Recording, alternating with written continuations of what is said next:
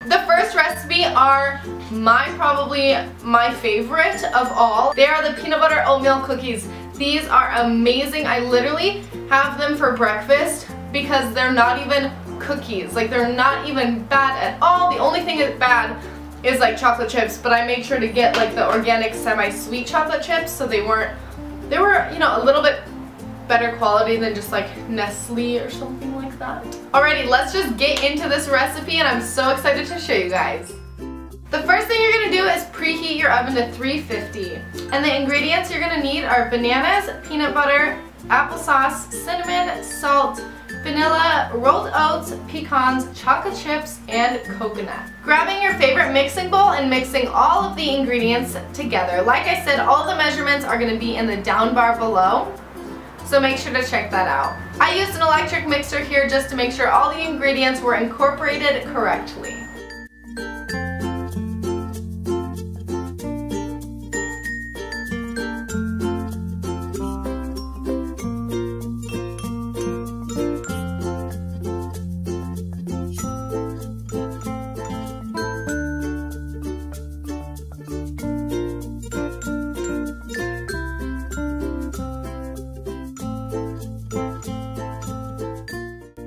It is time to put them on the cookie sheet. I love doing this part. It's so fun. It just reminds me of being a kid and making chocolate chip cookies at home, except these are a bit healthier. Putting them in the oven for about 15 to 17 minutes, making sure you check them ever so often to make sure they did not burn at the bottom.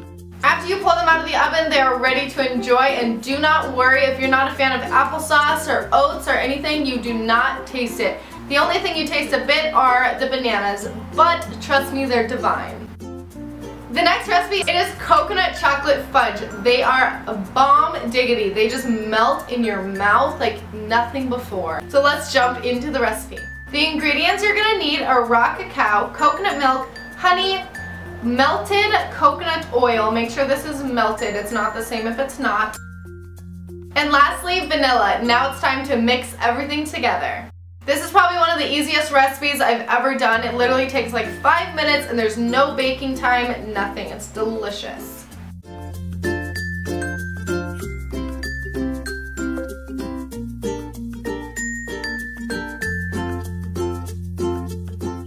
After incorporating all of the ingredients, you're going to want to grab a loaf pan, and I lined it with some foil. You can use non-stick parchment paper or whatever you would like, but I used foil here, and just pouring that delicious concoction together.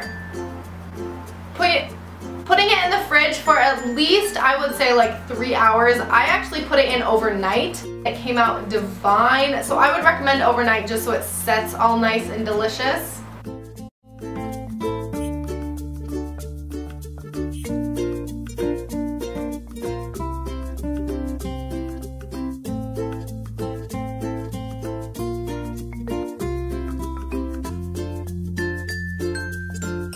Look at those babies. How delicious and just melting in your mouth do they look? Oh, they're just amazing. You guys have to try and make them.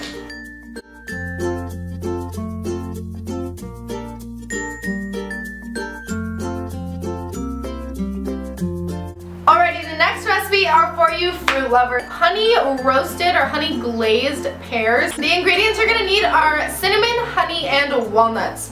And of course the 2 pears. Here I am just cutting the pears in half and pitting them. I'm kind of making a place to put the walnuts and a bit of the honey. Grabbing a cookie sheet and placing your 2 pears on there, and I'm just sprinkling a dash of cinnamon. I'm actually using a little bit more than a dash because cinnamon to me is just so good, especially with this mixture that I'm using. Next, I'm adding the walnuts. You can be as generous or not as generous as you want with this. And also, if you don't like walnuts, you can use any other type of nut. The last step is adding your raw honey. I think the next time I make it, I would put a little bit more honey just because it makes it so delicious and crispy after it bakes.